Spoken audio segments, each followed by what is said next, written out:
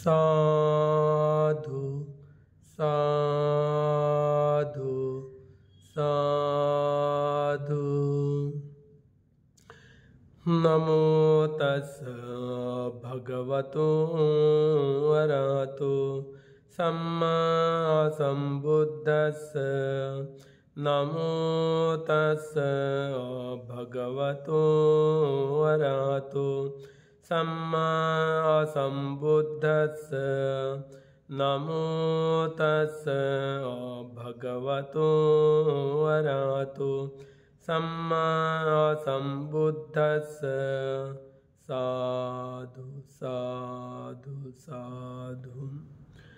दयेचे आगर, करुणेचे महासागर, विश्वाला शांती देणारे तथागत भगवान बुद्ध, तसेच त्यांचा सुव्याख्यात असणारा हा सद्धम्म, सद्धम्मावर आरूढ असणारा सदापूजनीय श्रावक संघ, या तीनही रत्नाला माझे त्रिवार वंदन। तसेच माझे गुरुवर्य आचार्य उपाध्याय यांना सुद्धा माझे त्रिवार वंदन। आतापर्यंत आपण शिलाविषयी काही अभ्यास केलेला आहे। विकाल भोजना वेरमणी सिक्खापदं समादियामि, या शिलापर्यंत आपण अभ्यास केलेला आहे। पुढील शिला आहे नच्च गीत वादित विसुख दर्शन माला गंध विलेपन धारण मंडन विभूषण ठाना वेरमणी सिक्खापदं समादियामि। या प्रकारे जे शील आहे ते आपण सातवं शील याला जाणून घेण्याचे प्रयत्न करूया। काय आहे त्याचा अर्थ काय आहे आणि कशा प्रकारे भगवान बुद्धांनी हे समजून सांगितलेलं आहे, याचा आपण आज अभ्यास करूया।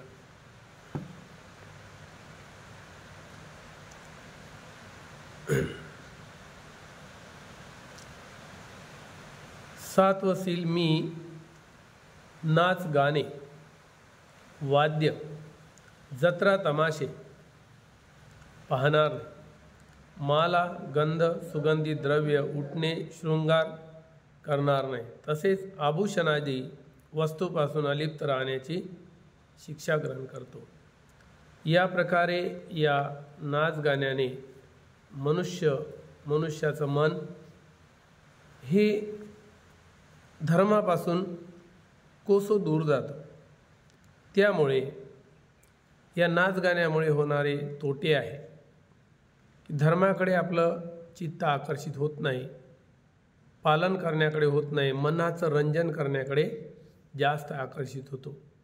म्हणून भगवान बुद्धांनी यापासून होणाऱ्या 6 प्रकारे जे हानी होते, धर्मापासून वंचित राहतो आणि याकडे गाण्याकडे नाचण्याकडे आकर्षित होतो, त्याविषयी भगवान बुद्ध म्हणतात की ज्या व्यक्तीला लत लागलेली आहे, व्यसन लागलेलं आहे, नाचणे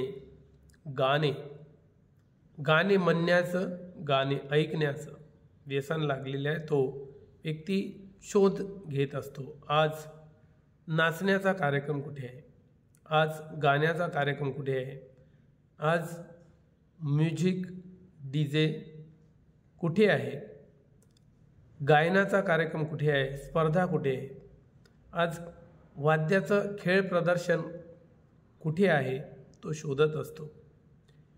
त्यानंतर आज मनोरंजन खेळ कुठे आहे, या प्रकारे 6 प्रकारे त्याचं मन या गाण्यामुळे, वाद्यामुळे, नाचण्यामुळे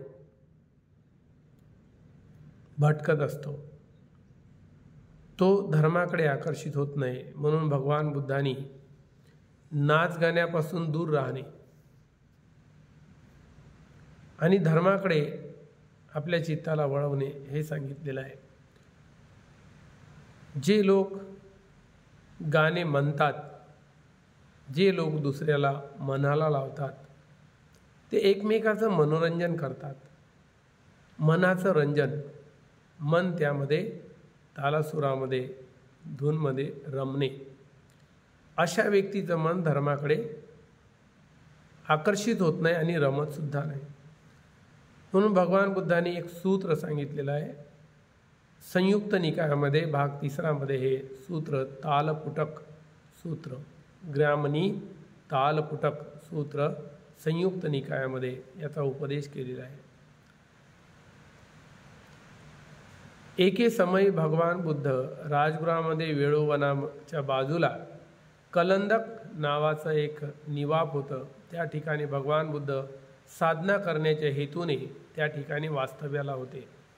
त्या समयाला एक तालपुटक नावाचा कोणी नटांचा मुख्य व्यक्ती तो भगवान बुद्धाकडे आला आणि भगवान बुद्धाला प्रणाम करून एका बाजूला बसला. एका बाजूला बसलेला तो नटांचा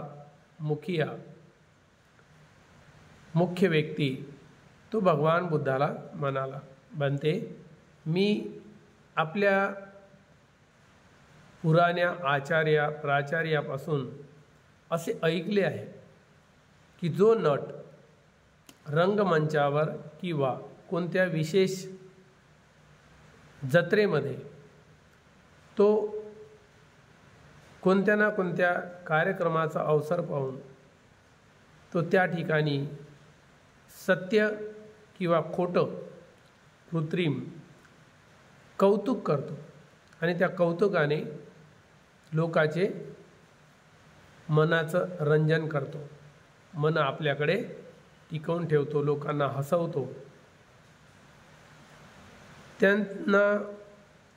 त्यांचा विनोद करतो, मनाचा विनोद करतो.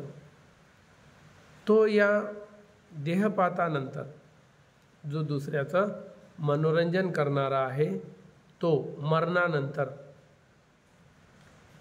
देहपात झाल्यानंतर तो प्रहास देवलोकाच्या मध्ये उत्पन्न होतो, असे आमच्या पूर्वजांनी आचार्यांनी गुरुजनांनी सांगितलेलं आहे. ते आम्हाला या प्रकारे शिक्षण दिलेलं आहे. बनते, या विषयामध्ये आपलं मत काय आहे,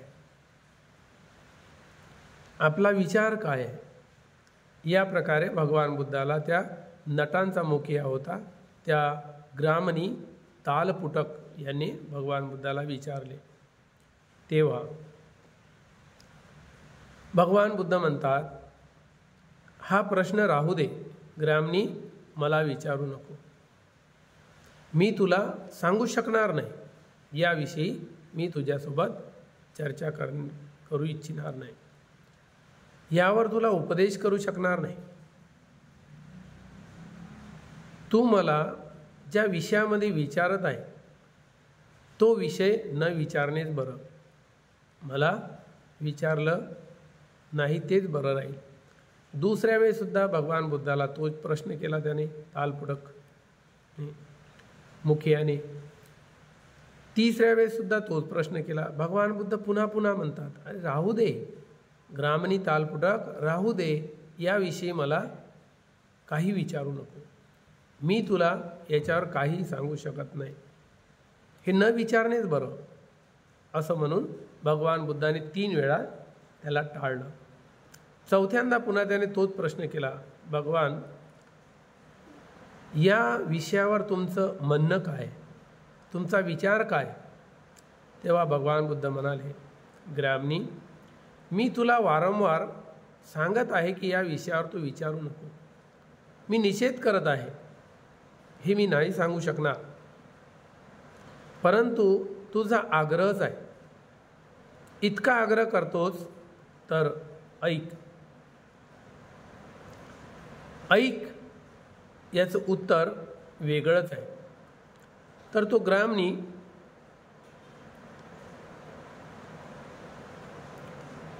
ग्रामनीला भगवान बुद्ध म्हणतात, ग्रामनी, पहिलेचे जे लोक होते ते वितराग नव्हते, ते कोणत्याही विषयामध्ये आसक्त होत होते, मनोरंजनाच्या विषयामध्ये आसक्त होत होते, ते रागबंधनाने बांधलेले होते, आसक्तीच्या बंधनामध्ये बांधलेले होते. ते आपलं मनोरंजन करण्याकडेच जास्त त्यांच्या चित्ताचा कल असल्याकारणाने ते शोध घेत होते कोणत्या ठिकाणी मनाचं रंजन होणार.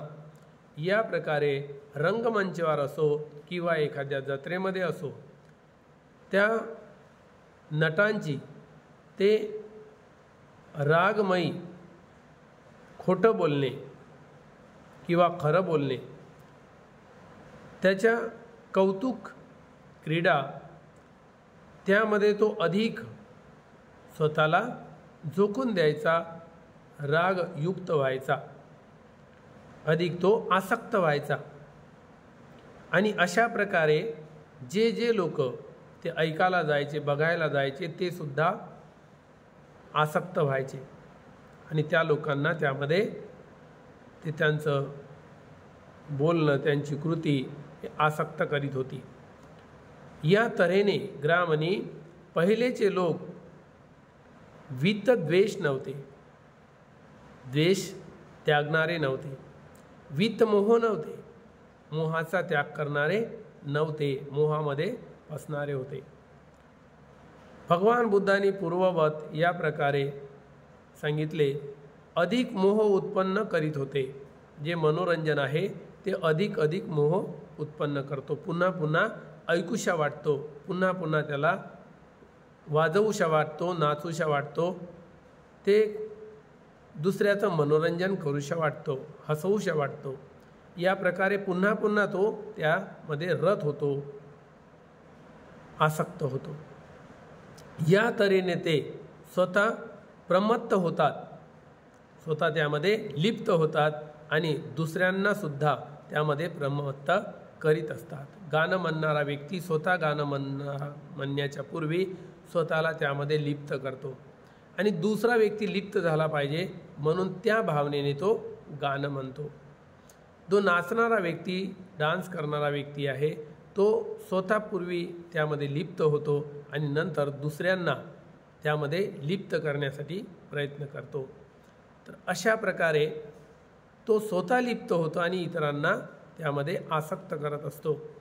म्हणून मरणानंतर असे लोक गाणं म्हणणारे, गाणं ऐकणारे, मोहित होणारे, आसक्त होणारे, नाटक करणारे, कव्वाल्या करणारे जे लोक असतात, हे दुसऱ्यांना धर्माकडे आकर्षित न करता मनोरंजनाकडे आकर्षित करतात आणि त्यामध्ये त्या विषयामध्ये बांधून ठेवतात. पुढे धम्माकडे जाऊ देत नाही. त्यांच्या मनाला हे रंजन आवडतो, मनाचं रंजन होत आहे, त्या गोष्टी जास्त आवडतो. असे लोक दुसऱ्याला धर्मापासून वंचित ठेवणारे मरणानंतर प्रहास नावाच्या नरकामध्ये उत्पन्न होतात. या प्रकारे भगवान बुद्धांनी त्या तालपुटकाला सांगितलं की जो व्यक्ती गाण्यामध्ये, नाचण्यामध्ये, वाद्यामध्ये, मनोरंजनामध्ये, हास्यामध्ये गुंतवून ठेवतो, तो पुन्हा पुन्हा त्यामध्ये गुंतवायचे प्रयत्न करतो आणि हा गुंतण्याचे प्रयत्न करतो. असे लोक धर्मापासून वंचित असतात, कोसदूर असतात. म्हणून त्यामुळे जे दुसऱ्याचं मनोरंजन करून त्यांना धर्मापासून वंचित ठेवतात, गाणं म्हणून गाण्याच्या धूनमुळे, वाद्यामुळे त्यांचे मन आकर्षित करतात आणि धर्माकडे जाऊ देत नाही, असे लोक मरणानंतर प्रहास नावाच्या नरकामध्ये उत्पन्न होतात. जर कुणाचीही मान्यता असेल की नट रंगमंचावर असो, चाहे तो कोणत्या जत्रेमध्ये असो किंवा कोणत्या बाजारामध्ये, चौकामध्ये, कोणत्या कार्यानिमित्त असो, त्याला जर वेळ मिळाला, अवसर मिळाला तर आपली कौतुकमयी या चेष्टाने, तो हावभावाने त्या लोकांना हसवतो आणि त्यांच्या मनाचा विनोद करतो, मनाचं रंजन करतो. तसेच ते मरणानंतर प्रहास देवलोकामध्ये उत्पन्न होतो असे जे म्हटले जाते, ही मान्यता मिथ्या आहे, खोटी आहे, सत्य नाही आहे. म्हणून पूर्वजांनी तुला जे सांगितलेलं आहे ते सर्व खोटं सांगितलेलं आहे की प्रहास देवता लोकामध्ये असे लोक उत्पन्न होतच नाही, तर प्रहास नावाच्या नरक लोकामध्ये उत्पन्न होतात. ग्रामनी मी या प्रकारे याला मिथ्या समजतो, खोटं समजतो, की तुम्हाला खोटं सांगितलेलं आहे. असे मनुष्य जर असेल की दुसऱ्याचं मनोरंजन करून धर्माकडे न जाऊ देणारे, स्वतः गाणे म्हणून वाद्य वाजवून दुसऱ्याला गाणे म्हणायला लावणारा, वाद्य वाजायला लावणारा, त्यामध्ये अडकवून ठेवणारे असे जे लोक असतात, या लोकांच्या दोनच गती असतात. एक तर तो नरक लोकामध्ये उत्पन्न होणार, दुसरी गती आहे की तो तिर्यक योनीमध्ये उत्पन्न होणार पशुपक्ष्यांच्या. या प्रकारे दोनच गती अशा लोकांच्या असतात. म्हणून ते स्वतःही नरक गतीला किंवा पशुपक्षी योनीला जातात आणि दुसऱ्यांनाही, ऐकवणाऱ्याला त्याच्या मनाचं रंजन करतो आणि त्यालाही त्याच मार्गावर बंधन टाकतो, बांधून ठेवतो. अशा दोन्ही बाजूचे लोक, ऐकणारा आणि म्हणणारा, मनोरंजन करणारा, हे दोनही या लोकांच्या समोर दोनच गती असतात. एक नरक गती, दुसरी तिर्यक योनी. या प्रकारे हे जे ऐकून तालपुटक तो नट रडायला लागला. भगवान बुद्धाची ही वाणी ऐकून तो तालपुटक नट रडायला लागला, आसू काढू लागला, अश्रू डोळ्यातून पाडू लागला. भगवान बुद्ध म्हणाले, तालपुटक, मी तर तुला पूर्वीच सांगितले की मला हे प्रश्न विचारू नको, मी तुला उत्तर देऊ शकत नाही. वारंवार तुला सांगितले की मला याबद्दल काहीही विचारू नको, तर तू ऐकत नव्हता. म्हणून आता तुला दुःख होत आहे ना. मी त्यावर बोलल्यामुळे, त्याला समजावून सांगितल्यामुळे, तुला सत्यता सांगितल्यामुळे दुःख होत आहे ना. तेव्हा तो तालपुटक म्हणाला, नाही बनते, तुमच्या या उपदेशामुळे, तुम्ही सत्यता सांगितली यामुळे मी रडत नाही आहे.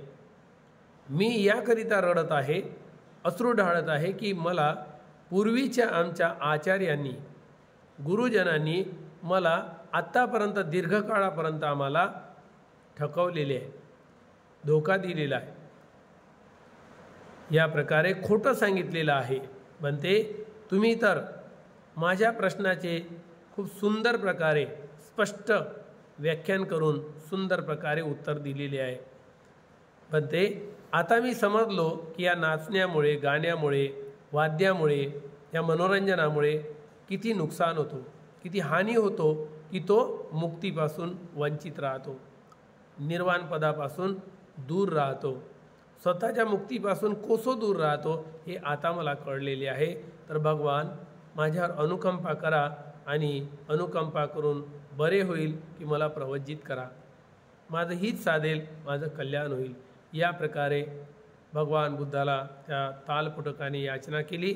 भगवान बुद्धाने त्याला प्रवज्जित केले, प्रवज्जा दिली आणि नंतर तो थोड्या दिवसात ध्यान साधना करून अरहंत झाला, मुक्त झाला. या प्रकारे भगवान बुद्धांनी हा उपदेश त्या तालपुटक, ग्रामणी तालपुटकाला सांगितला. समजून गेला की नाचणे, गाणे, वाजवणे हे सारं मनुष्याला मुक्तीच्या पासून कोसो दूर ठेवत असते. दुसऱ्या सूत्रामध्ये भगवान बुद्ध एक अंगुत्तर निकायच्या ऋण सूत्रामध्ये उपदेश करतात की गाणं म्हणणारा, गाण्याचा भगवान बुद्धांनी निषेध केलेला आहे. तथागताने ह्या अट्टहास निषेध दर्शवला आहे की गाणं म्हणणाऱ्याचा निषेध. कारण गाणं म्हणण्याने कोणाचाही धर्माचा प्रचार होत नाही, कोणीही धर्माचा प्रचार करू शकत नाही. म्हणून भगवान बुद्धांनी त्याचा निषिद्ध ठरवलेले आहे. तर भगवान बुद्ध यामध्ये विनयपीठकामध्ये म्हणतात की याचं नाव जे आहे गाणं म्हणण्याचं, रुदन म्हणजे रडणे, रडगाणं, या प्रकारे भगवान बुद्धानं त्याचं नाव ठेवलं आहे. ऋण सुत्त या अंगुत्तर निकायामध्ये पहिला भाग, यामध्ये आपल्याला अभ्यास करायला मिळेल. ऋण सुत्त म्हणजे रडणे, म्हणजे जो व्यक्ती गाणं म्हणतो, असं होते की त्याच्या घरी कोणीतरी मरण पावलेलं आहे आणि तो रडगाणं करत आहे, रडत आहे, असं होते. गाणं म्हणणे म्हणजे रडणे, याचा अर्थ होते रुदन, त्याला म्हणतात. या प्रकारे त्याला रडणे असे म्हणतात. जो श्रमण असूनसुद्धा, चिवरधारी, तो श्रमण असूनसुद्धा लौकिक गाणे गातो, जे दुसऱ्याचं मनोरंजन करण्याच्या हेतूने जे लौकिक, ज्यामध्ये काहीही मुक्तीचा सार नाही, अशा प्रकारचे गाणे गातो. तर आणि मी तर म्हणतो की हा उन्माद करत आहे. असा भिक्खू, असा श्रमण जो चिवरधारी असूनसुद्धा जर गाणे म्हणत असेल, दुसऱ्यांचं मनोरंजन करत असेल, तर मी तर असे म्हणतो की तो उन्माद करत आहे, मूर्खता करत आहे, अज्ञानी आहे. या प्रकारे तो मिथ्यादृष्टिक आहे. त्यामुळे तो भिक्खू गाणे म्हणल्यानंतर अनेक लोक वाहवा करतो, त्यानंतर लोक हसतात, सुंदर गाणं म्हणलं, छान म्हणलं. या प्रकारे तो खुल्या याने तो सुद्धा लोकांसोबत मुक्त मुखाने हसतो, दात दाखवतो. तर भगवान बुद्ध म्हणतात की भिक्षूंनो, या प्रकारे खुल्या मनाने मुक्त मुखाने हसणे हे सुद्धा योग्य नाही आहे. याला परिहास यामुळे सुद्धा मर्यादा भंग होते. या अशा हसण्यामुळे, अशा मनोरंजनामुळे मर्यादा भंग होते, शील भंग होते. या प्रकारे भिक्षूने तर फक्त स्मित करायला पाहिजे, दात दाखवून हसता कामा नये. आणि लोकांचं मनोरंजन करून लोक हसतात, वाहवा करतात म्हणून आपल्याला हसू येऊ नये आणि दात दाखवून कधीही हसू नये.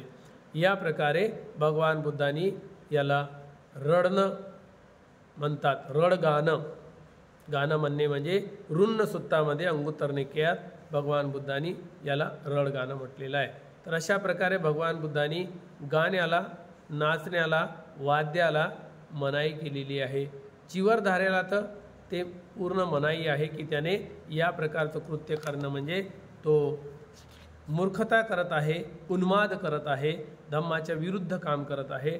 अशा प्रकारे मी समजतो, असे भगवान बुद्ध म्हणतात. म्हणून हे चिवरधाऱ्यांना गाणे म्हणून लोकांना धर्ममार्गावर वळवणे हे योग्य नाही. आणि कुणीही गाण्याने धर्ममार्गावर वळत नाही आणि गाण्याने धर्माचा प्रचारही होत नाही. म्हणून भगवान बुद्धांनी हे शील दिलेलं आहे. नच्च गीतवादित विसुखदर्शन माला गंध विलेपन धारण मंडन विभूषण ठाणा वीरमणी शिक्षापदं समाधियामी. माला धारण करणार नाही. बरेच बनते लोक गळ्यात माला टाकतात, कंठी टाकतात हातामध्ये. हे सुद्धा भगवान बुद्धांनी मनाई केलेली आहे. माला धारण करण्यासाठी हातात असो चाहे गळ्यात असो, चेहऱ्याला लेपन लावणे, फेऱ्यान लवली किंवा पावडर लावणे, यामध्ये सुद्धा भगवान बुद्धांनी मनाई केलेली आहे. विलेपन धारण मंडन, आभूषण विभूषण, सोन्या चांदीचे दागदागिने अंगावर चढवणे हे सुद्धा भिक्षूसाठी वर्ज्य आहे. अष्टशील पालन करणाऱ्या उपासिकांसाठी सुद्धा वर्ज्य आहे, त्यागनीय आहे. म्हणून या शीलाचं आपण योग्य प्रकारे जर पालन केलं तर निश्चितच आपलं मंगल होतो. तर अशा प्रकारे आपण या शीलाला समजून घेतलेलं आहे. यानुसार आपण आचरण जर केलं तर निश्चितच आपण निर्वाण मार्गावर आरूढ होऊ शकतो. शीलाला महत्त्व, विशेष महत्त्व दिलं पाहिजे आणि शीलच आपलं फाउंडेशन आहे, शीलच आपला आधार आहे. शीलच धरतीप्रमाणे आपल्याला आधार देतो. तर अशा प्रकारे आतापर्यंत आपण 7 शील समजून घेतलेले आहे, त्याचा अर्थ जाणलेला आहे, अभ्यास केलेला आहे. या अभ्यासामुळे सर्वांना दुःखातून मुक्त अवस्था प्राप्त हो अशी मंगलाची कामना करतो. आणि जे काही पुण्यकर्म अर्जित केलेलं आहे हे चारही दिशेला असणारे देवतागणांना अनुमोदन करतो. या पुण्याच्या बलाने चारही दिशेतील देवतांना श्रद्धाशील श्रुत त्याग प्रज्ञा प्राप्त हो. बुद्धाच्या शासनामध्ये उत्तम 4 आर्य सत्य साक्षात करण्याचे भाग्य मिळो. साधू साधू. यानंतर या पुण्यकर्मातला काही वाटा गुरुजनांना, आचार्यांना, उपाध्यायांना, मातापित्यांना, ज्ञातिगणांना पोहोचो. आपल्या कुळातील कालगत झालेल्या लोकांपर्यंत हे पुण्यकर्म पोहोचो आणि त्यांना सुगतीचा जन्म लाभो. या प्रकारची मंगल कामना करतो.